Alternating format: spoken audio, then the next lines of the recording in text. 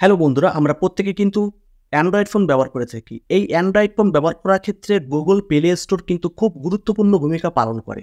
আমরা প্রত্যেকেই জানি যে গুগল প্লে স্টোর থেকে শুধুমাত্র অ্যাপ ইনস্টল করতে হয়, কিন্তু না। এই গুগল প্লে স্টোরের মধ্যে কিন্তু বিভিন্ন সেটিং লুকিয়ে আছে, যে সেটিংগুলো আপনি অন করে দিলে আপনার ফোনটা কিন্তু সুপার ফাস্ট হবে এবং আপনি আপনার ফোনটাকে ভাইরাস মুক্ত করে রাখতে পারবেন। তার মধ্যে ৩টে গুরুত্বপূর্ণ সেটিং আজকে তোমাদের সঙ্গে শেয়ার করতে চলেছি। তো ভিডিওটি শুরু করার আগে একটাই রিকোয়েস্ট, ফেসবুক থেকে দেখে থাকলে আমাকে অবশ্যই ফলো করতে ভুলবেন না এবং ইউটিউব থেকে দেখে থাকলে অবশ্যই কিন্তু চ্যানেলটিকে সাবস্ক্রাইব করে পাশে থাকবেন। সবসময় কিন্তু এখানে গুরুত্বপূর্ণ ভিডিও আপলোড করা হয়। তো চলুন ভিডিওটি শুরু করা যাক।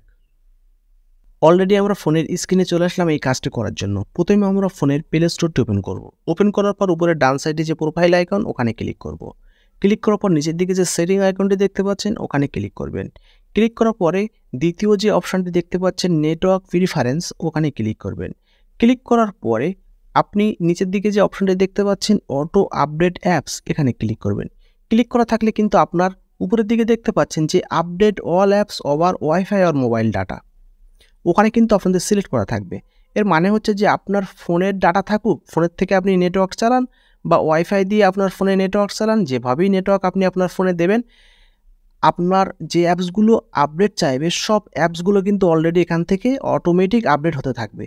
যার কারণে কিন্তু আপনার সমস্যাটা কী হবে বলে দিই। আপনি ধরুন আপনার ফোনে 50খানা অ্যাপস আপডেট চেয়েছে, এটা যদি অন করা থাকে কী হবে, 50খানা অ্যাপস কিন্তু অটোমেটিক আপডেট হতে থাকবে। সেক্ষেত্রে দেখা যায় যে আমাদের অপ্রয়োজনীয় অ্যাপস যেটা আমাদের কাজে লাগবে না সেটাও কিন্তু আপডেট হয়ে যাচ্ছে। সে কারণে কিন্তু আমাদের ফোনের ইন্টারনেটগুলো শেষ হয়ে যাচ্ছে খুব তাড়াতাড়ি। তাছাড়া আমাদের ফোনের অপ্রয়োজনীয় অ্যাপসগুলো আপডেট হয়ে আমাদের ফোন মেমোরিগুলো ফুল হয়ে যাচ্ছে।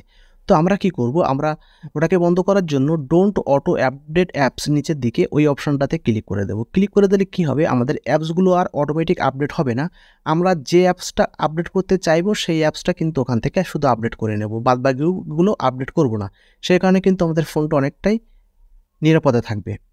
দ্বিতীয় সেটিংয়ে চলে যাব। দ্বিতীয় সেটিংয়ে যাওয়ার পর আবার প্রথমে এরকম প্রোফাইল আইকনে ক্লিক করবেন। ক্লিক করার পরে নিচের দিকে দেখতে পাচ্ছেন প্লে প্রোডাক্ট, ওখানে ক্লিক করবেন। ক্লিক করার পর কিন্তু এখানে দেখতে পাচ্ছেন নো হার্মফুল অ্যাপস ফাউন্ড, মানে দেখা যায় যে অ্যাপসগুলো আমাদের ফোনের ডাটা চুরি করে সেগুলো কিন্তু প্লে স্টোর বাদ দিয়ে দিয়েছে। আমরা ভুল করে সেগুলো যদি আমাদের ফোনে ইনস্টল করে থাকি, সঙ্গে সঙ্গে কিন্তু এখানে দেখিয়ে দেবে যে এই অ্যাপসটা কিন্তু আপনার ফোনে ডাটা চুরি করছে বা এই অ্যাপসটা কিন্তু আপনার ফোনে ক্ষতিকারক। সেজন্য কি করব, আমরা এই স্ক্যান বলে যে অপশানটি আছে এখানে ক্লিক করব। ক্লিক করলে অটোমেটিক কিন্তু এখানে স্ক্যানিং হতে থাকবে। যে অ্যাপসগুলো কিন্তু আমাদের ক্ষতিকারক সেই অ্যাপসগুলো কিন্তু ওরা এখান থেকে ধরিয়ে দেবে, রেড সিগন্যাল দিয়ে দেবে। সেই অ্যাপসটা কিন্তু এখান থেকে তোমরা অবশ্যই ডিলিট করবে। কিন্তু আমার কোনো ক্ষতিকারক অ্যাপস এখান থেকে পাইনি, সেজন্য নো হার্মফুল অ্যাপস ফাউন্ড এটা লেখা দিয়েছে। যখন এরকম কোনো লেখা থাকবে না, আপনারা যখন দেখতে পাবেন যে আপনার ফোনে ভাইরাস আছে, সেই অ্যাপসটা কিন্তু রেড সিগন্যাল দিয়ে এখানে দেখিয়ে দেবে। আপনি সেই অ্যাপসটা এখান থেকে অবশ্যই ফোন থেকে ডিলিট করে দেবেন। তৃতীয় সেটিংয়ে চলে যাব। তৃতীয় সেটিংয়ে যাওয়ার পর এখানে যাওয়ার জন্য আপনারা প্রথমে প্রোফাইলে ক্লিক করবেন ডান সাইডে। ক্লিক করার পরে এখানে দেখতে পাচ্ছেন ম্যানেজ অ্যাপ দি ডিভাইস, ওখানে ক্লিক করবেন। ক্লিক করার পরে উপর দিকে দেখতে পাচ্ছেন এই যে ম্যানেজ, এই অপশানে ক্লিক করবেন। ক্লিক করার পরে এখানে একটি অপশান দেখতে পাচ্ছেন ইনস্টল অ্যান্ড নট ইনস্টল। ইনস্টলে ক্লিক করে নিচের দিকে দেখতে পাচ্ছেন যে ইনস্টল আর নট ইনস্টল দুটো অপশন চলে এসছে। আপনারা কিন্তু নট ইনস্টলে ক্লিক করবেন। নট ইনস্টলে ক্লিক করার মানেটা এটাই হলো যে আপনি ফোন কেনার পর থেকে যতগুলো অ্যাপ ইনস্টল করেছেন কাজের জন্য, আপনার কাজ মিটে গেছে বা প্রয়োজন মিটে গেছে, আপনি সেগুলো ফোন থেকে ডিলিট করে দিয়েছেন। সে ডিলিট করা অ্যাপসগুলো কিন্তু আপনাদের এখানে জমে আছে, একটাও কিন্তু এখান থেকে ডিলিট হয়নি ফোন থেকে, অলরেডি কিন্তু এখানে জমে আছে। যার কারণে কিন্তু আপনার ফোনটা স্লো কাজ করছে, ফোনের মেমোরিটা ফুল হয়ে আছে।